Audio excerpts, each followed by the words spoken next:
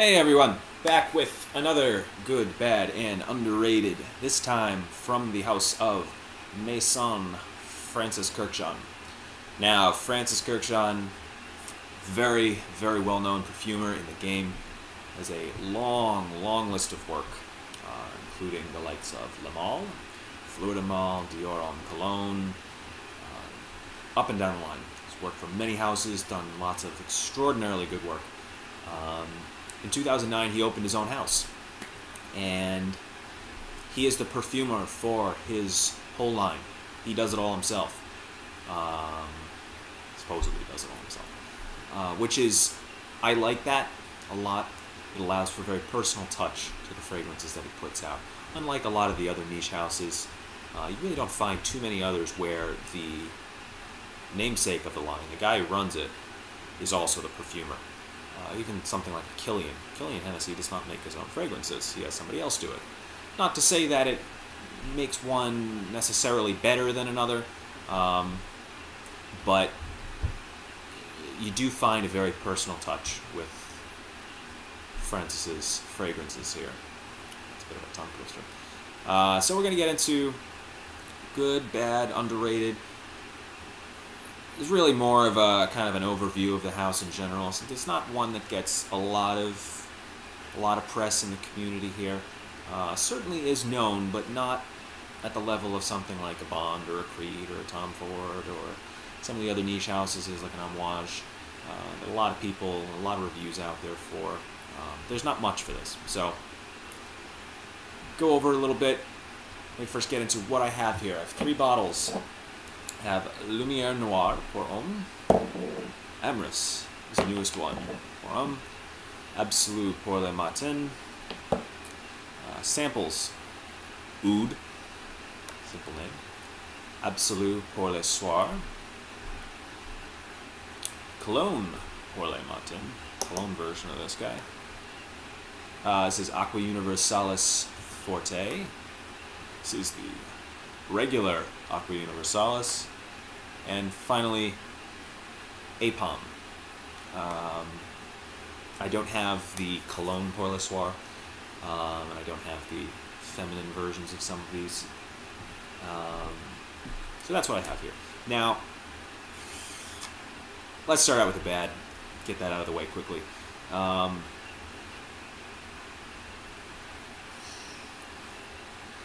These Cologne versions. This is Cologne pour le Matin. You notice I don't have the Cologne pour le Soir. I have no interest in having the Cologne pour le Soir. These really are just, think of it as a worthless younger brother. And I'm a younger sibling. So take that with a grain of salt, because I am a big proponent of younger siblings, but these are worthless. This, compared to this, really the juice is not very different.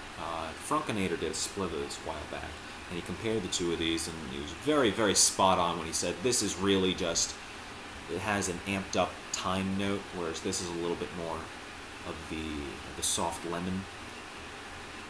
Other than that, they're very similar juices. There's not a lot of disparity between them, other than the fact that this is an eau de cologne and this is an eau de parfum. This lasts 2 hours if you're lucky. It's a skin scent. This lasts 10 to 12 hours, and it's by no means a skin scent. The same goes for the Soir. Yeah, it's cheaper. You can get this. You can get a 200 ml bottle for about 200 bucks. There's really no point, because you're getting so much less that you may as well just pay the same amount that you'd get for a big bottle, buy the Absolue version, and get a extraordinarily better product. These really, I don't think they serve a very good purpose in the line. I don't know why you did it. They're so soft. Both the Matin and the Soir. Really, I mean, I suppose this could serve a purpose, the Matin, if you really just want something very light, very soft for a morning, or if you're going to work.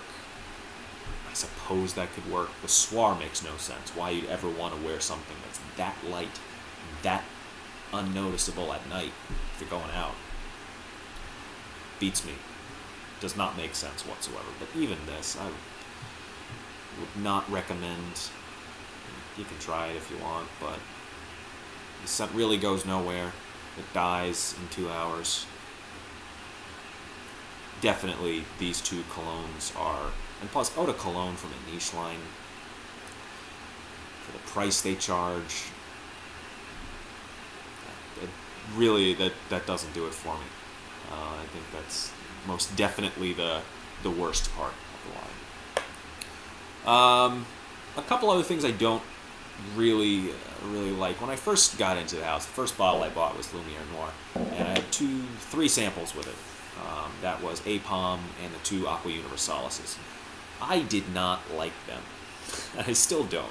They're good fragrances, but I thought that all 3 of them had a very out-of-place floral note. Didn't like... I thought they were good, good composition, good notes, generally good fragrance, but the floral note really just kind of threw it off the tracks for me, and I couldn't wear them. I don't think they're the worst of the line, because I think they still are good fragrances.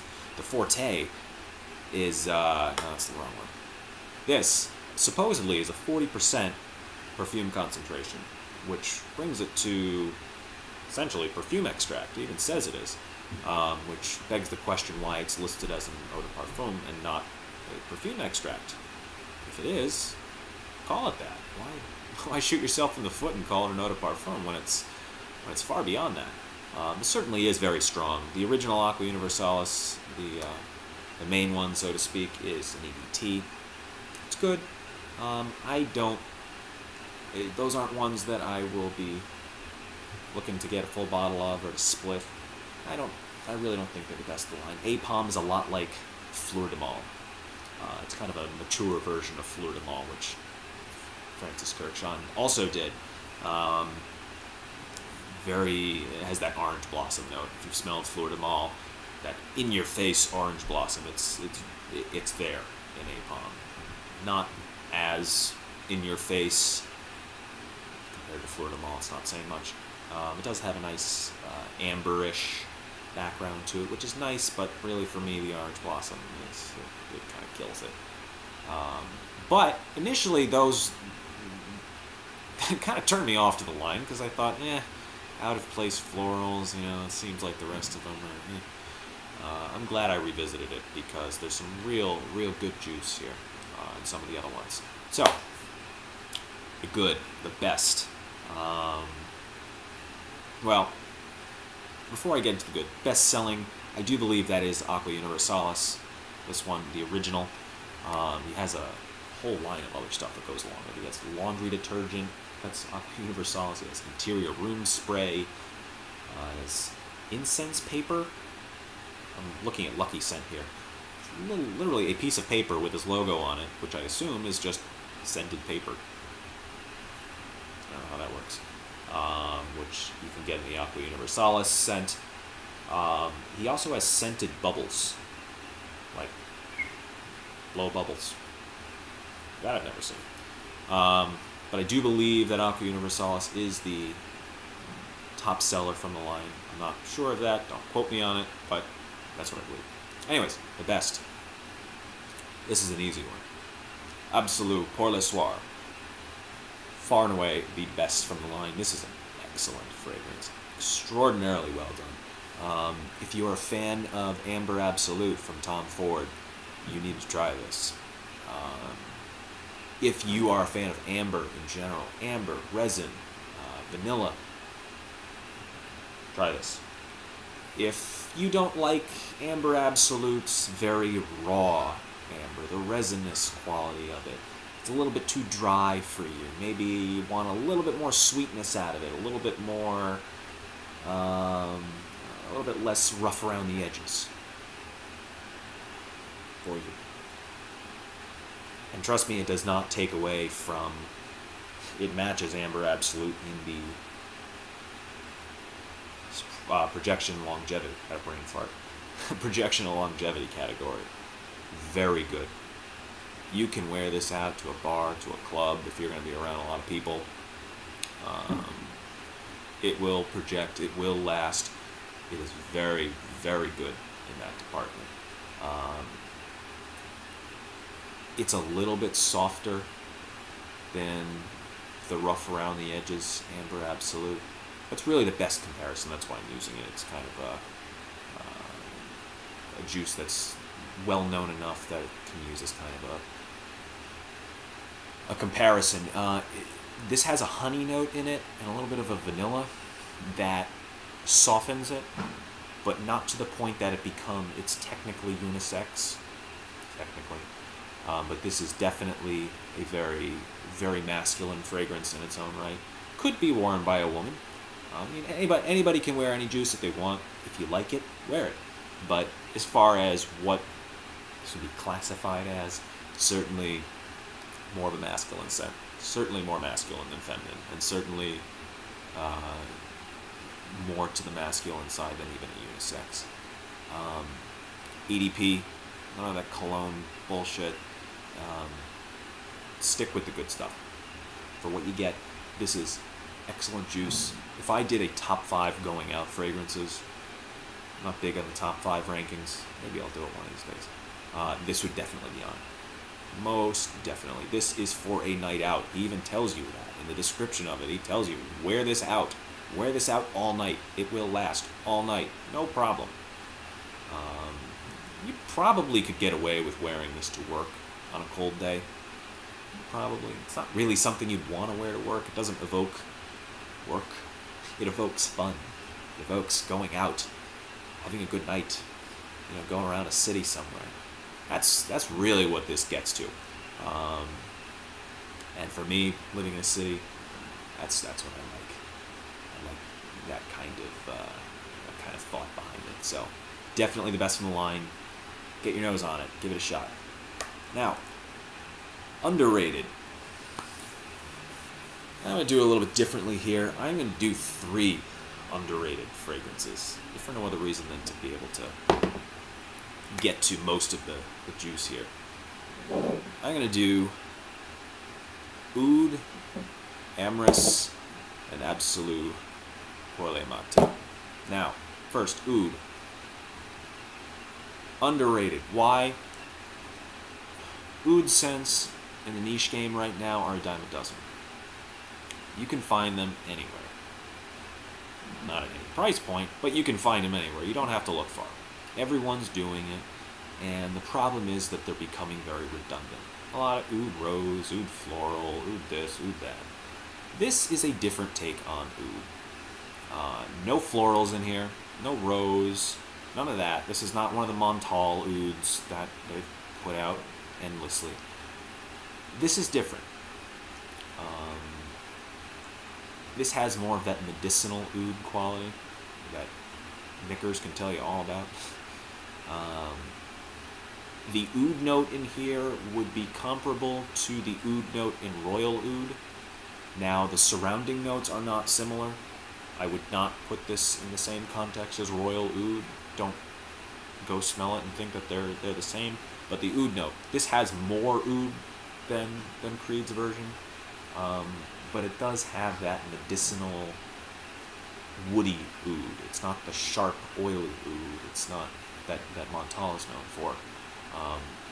Downside, I don't think that this is worth the price that they charge. One of these bottles, one of these 70 milliliter bottles, odd sizing he uses. 70 milliliters of this is $300. It's well over $4 a milliliter. I don't think it's worth that. It's good, but it's not that good. Even though it is an oud fragrance. It has kind of a gummy quality to it a little bit. At first I thought this smelled like a dentist's office. That initially turned me off to it. But I gave it a few more shots, and I'm glad I did. It is a good fragrance. This is one that, get in on a split of this. If you're an oud fan, you really are an oud fan, you're tired of the floral ouds that are out there, get a split of this. You don't need a lot. Projection, longevity are good. Not amazing, but good. But the price is so damn high that it's not really worth owning a full bottle of it. But get a split of it, get some of it, because it is very unique juice. It's the oud from another niche line, and you go, really, another one?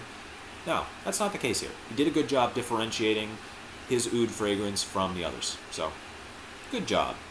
Lower the price, though. Amyris. Why is this underrated? I'm putting this on here because this is his newest one. I've seen comparisons of this to Aqua Universalis, Le Male. No, absolutely not. He did Le Male. This is nothing like it. There's nothing like Aqua Universalis. No, absolutely not. The name Amyris,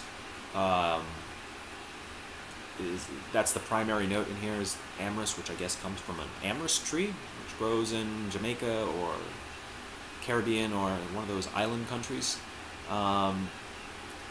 It's very interesting. Is this the best thing I've ever smelled? Probably not. But it's very good. And it's definitely a different note to center a fragrance around. It has a bit of an herbal, earthy quality to it without being overly green. It's not like a leafy, grassy green. It's just different. And for me, the best part of this is, if you look at the notes, there's a milk chocolate note. And by no means is this gourmand, but the milk chocolate note underlines the fragrance throughout the whole life of it.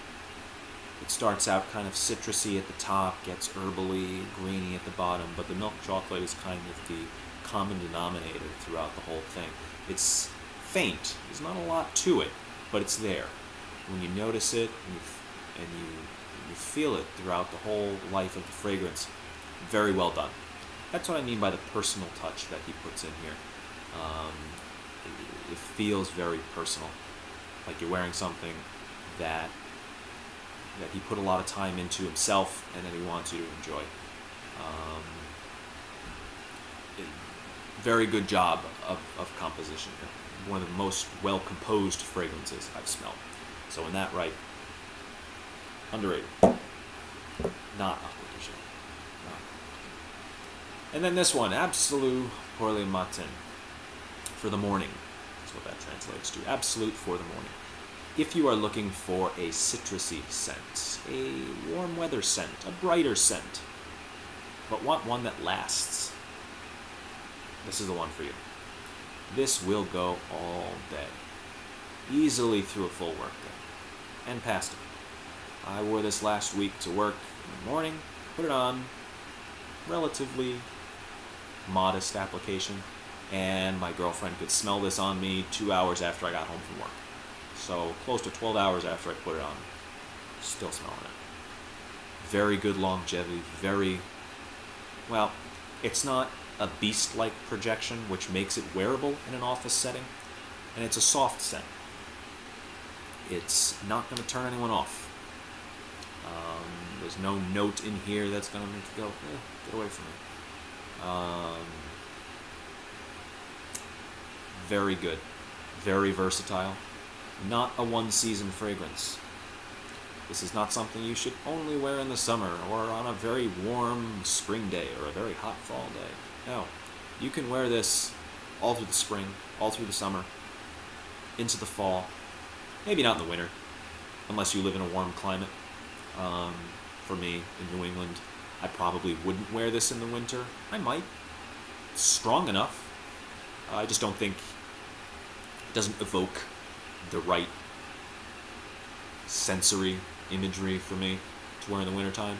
But if you live in California, you live in Texas, you live somewhere in the south where it doesn't snow and it stays warm in the wintertime, easily wear this. No problem. The best way I can describe this is, if you think about those commercials where you have the people laying in the bed in the morning with white sheets, white bed frame, white everything, got the white curtains and they're open in the wind's blowing through and the sun shining through, kind of like at a beach house sort of thing. That's really what this reminds me of. It's very bright in the morning. When you put this on, it makes you, it's like a sunny day fragrance. That's really what it is. Not overly citrus, not overly, there's really not a lot of floral, it's a little bit, but not much. Certainly not that out-of-place floral that I found in some of the other ones. Very good. It's soft, but it's strong. If that makes sense. These are soft notes. They're not harsh. It's not that citric, citrus. I can say things. Not that citrus. Say that 10 times fast. It doesn't have that acidic quality that you get out of it, like when you drink orange juice and it's very acidic. Not here. Even though lemon is one of the top notes, and one of the main notes throughout, it doesn't have that acidic quality to it. I don't know if you took it out or what, but very well done juice here. Don't bother with the Cologne version, you'll just be wasting your money. Go for the good stuff. This. That's the line. It's very well done. A couple of stinkers, but some really good juice here. I feel like whenever I wear one of his fragrances, most of them, they feel like you're wearing fine china. That's really the best way I can kind of give a blanket description to the house. They're very delicately well put together juices. You can see the effort and the time that went into him creating these and composing these. These are extraordinarily well composed fragrances. That's the best way. Even the Cologne crap, it's still a very well composed fragrance. Something like a Lumiere Noire. The only one I didn't get to. If you like Rose 31, try this. Quick description. This is a very well composed fragrance. Rose, patchouli, some herbs that I can't pronounce and don't know off the top of my head. It really feels like you're wearing fine china. Very delicate. Very well done. Get your nose on some of these. They're not really for everybody. There's not one here that's going to be a universal crowd pleaser to everyone. Some maybe more so than others, but they're good fragrances from a very, very experienced nose. Somebody who knows what he's doing. They're exclusive to Neiman Marcus in the U.S. as well as Lucky Scent. Internationally, I don't know where they're sold. He does have a boutique in France, in Paris. So if you're in France, stop by, give it a shot. If you have any questions about the line, of course, ask me about it. That's that. Good house. Give it a shot. See you guys later.